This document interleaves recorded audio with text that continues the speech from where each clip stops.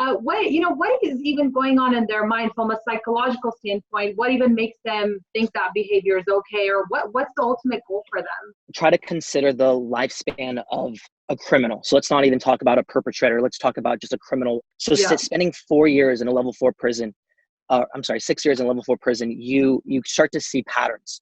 Yeah. A lot of these inmates that I talk to, you're talking about violent murderers and rapists. It is a level 4 institution. The majority of what I hear back from these people is they didn't intend to become a rapist or a murderer or a serial murderer. Yeah. It's something that kind of just progressed into. So take this scenario. You have someone who's in their teenage years who starts, walking around the street with friends, trying to see which cars are unlocked. Find a car unlocked. They shuffle through the car. They take some things. So theft. You get a thrill from this. It's exciting. There's a lot of uncertainty with this type of behavior. But as we progress, as we continue to do this, we kind of lose that excitement. So we get to a point where cars don't really do it for us the way that they used to. So now imagine you're in your 20s. So you start looking into vacant homes. So again, you're checking to see which houses are unlocked. If there is a side window open, now you're breaking into homes, stealing from homes. Again, there's a big rush. There's a thrill. There's an uncertainty in not, getting what you came for, not getting caught. As this dissipates, this excitement, you start to become less focused on if someone is home or not. So at some point, you go into a home and lo and behold, there's someone in there.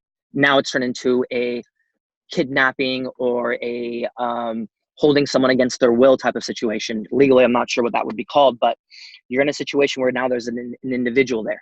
So now there's threats involved. You tie them up, you get what you came for, you ask about the code for the safe. Again, these types of criminal behavior kind of move up a notch. It gets to a point where at some point in one of these homes, because again, you're not being too cautious whether if someone's home or not, because that confidence is there. You have that feeling of rush, and it turns into an assault. From an assault, it could turn into a potential rape. Again, there needs to be some kind of excitement. You end up finally into a home where you meet someone who's combative. Up until this point, let's say people have been pretty complacent and basically following directions, not trying to be hostile. Yep. But now you're in a situation where the person's hostile. They get into a physical altercation. It turns into murder. So a lot of these types of individuals, you talk to them, they didn't intend to become what they are, but it slowly progressed into that because of the road that they were on, the path that they were taking.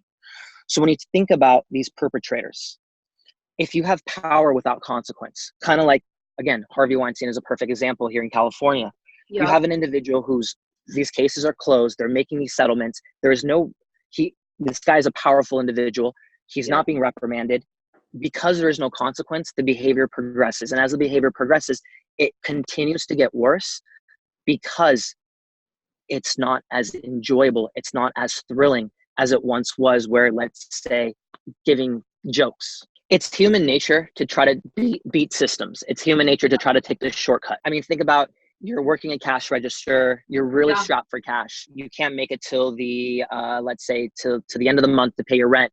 So you take a couple dollars from the cash register, knowing that you're going to put the money back when you get your paycheck. Well, again, you didn't get caught. There was no reprimanding. You pretty much got away with it.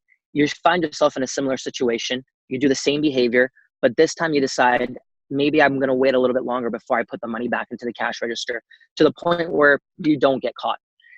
It starts with something small, and before you know it, when the person's being investigated, they could have stolen hundreds, if not thousands, tens of thousands of dollars. These people don't expect to end up where they end up.